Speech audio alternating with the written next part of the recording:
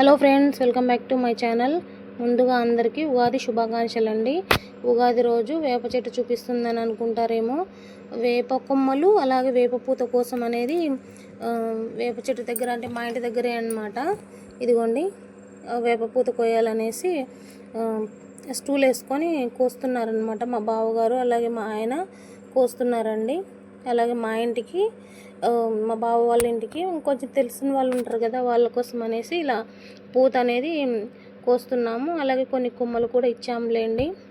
ఇదిగోండి ఫ్రెండ్స్, ప్రతి ఉగాది పండుగ వస్తే మా ఫ్యామిలీ మెంబర్స్కి ఇది కొంచెం అందరికీ పంచడం అనేది అలవాటు అనమాట. ఉగాది పచ్చడే కాకుండా ఇలా ముందు రోజే ఇలా కొంచెం ఊళ్ళో ఉన్న వాళ్ళకంతా చేస్తూ ఉంటామండి. ఇదిగోండి ఫ్రెండ్స్, కుంకుమ పసుపు వచ్చేసి ఎందుకు అనుకుంటారేమో, ఇందాక గుమ్మాన్ని పూజించుకున్నాను అనమాట.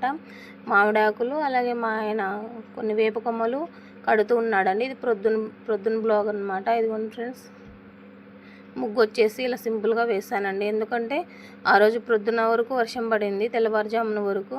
మళ్ళీ అప్పుడు వచ్చి నీట్గా అంతా క్లీన్ చేసేసుకొని ప్యాడ్ అంతా అలికి కొంచెం మీద బండ మీద అక్కడంతా కొంచెం రంగు ముగ్గులు అనేది పెట్టుకున్నానండి.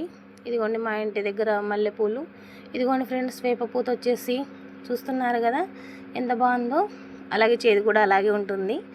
అందుకు ఎందుకంటే మన జీవితాల్లో అప్పుడప్పుడు చేదు పలకరించి వెళ్తుంటుంది కాబట్టి అలాగే అనిపిస్తుంది. ఇదిగోండి వేప పూతం గుమ్మాలు కట్టడం కోసం మళ్ళీ అనేది కోస్తున్నాము. ఇదిగోండి ఫ్రెండ్స్, పూత వచ్చేసి చాలా బాగా వచ్చిందండి.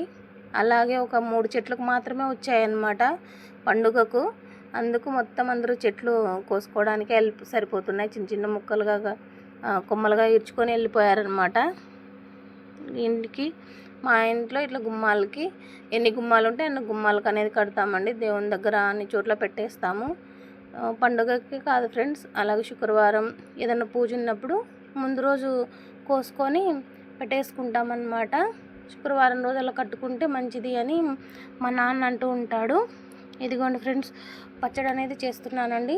చింతపండు, కొత్త చింతపండు తీసుకొని రుచికి తగ్గట్టుగా జ్యూస్ మనం లిక్విడ్గా చేసుకుంటే లిక్విడ్గా, అలాగే కొంచెం గట్టిగా చేసుకుంటే అలా అన్నమాట.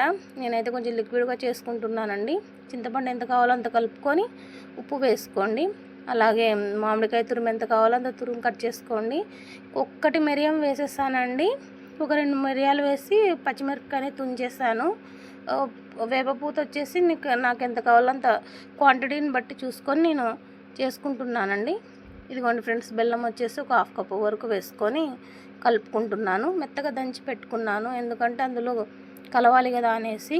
ఇదిగో ఫ్రెండ్స్, బాగా కలబెట్టేసి కరిగిందా లేదా చూసుకొని మనం గార్నిష్ కోసం చిన్న చిన్న ముక్కలుగా కట్ చేసుకున్న మామిడికాయ ముక్కలు ఉంటాయి కదా, అవి కూడా పెట్టుకుంటే బాగుంటుందని చిన్న చిన్న ముక్కలు కట్ చేసి పెట్టేసుకున్నా ఫ్రెండ్స్.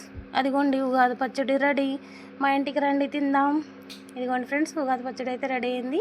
ఇలా చిన్నపిల్లలందరికీ ఇస్తూ ఉంటాను ఇంటి దగ్గర ఫ్రెండ్స్. ఇదిగోండి, ఉగాది అంటే మాకు కొంచెం భయమే అండి, ఎందుకంటే ఉగాది సమయంలో చాలా ఇబ్బందులు అయితే అయ్యాయి. ఈ మధ్య కొంచెం కోలుకొని పూజ సంతోషంగా అనేది చేసుకుంటున్నాం. ఇంట్లో పూజ వచ్చేసి ఇలా సింపుల్గా ఈజీగా చేసుకున్నానండి.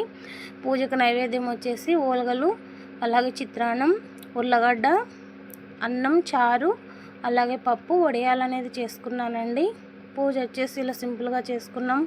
అలాగే ప్రొద్దున్నే లేసామండి. పూజ వచ్చేసి ఇదిగోండి, మా చెట్టుకు కాసిన మల్లెపూలతో అలాగే గులాబీలతో డెకరేషన్ అనేది చేసుకున్నాను ఫ్రెండ్స్. ఇదిగోండి, మీరు ఎలా జరుపుకున్నారు పండుగ? థ్యాంక్ యూ సో మచ్ అండి. బాయ్.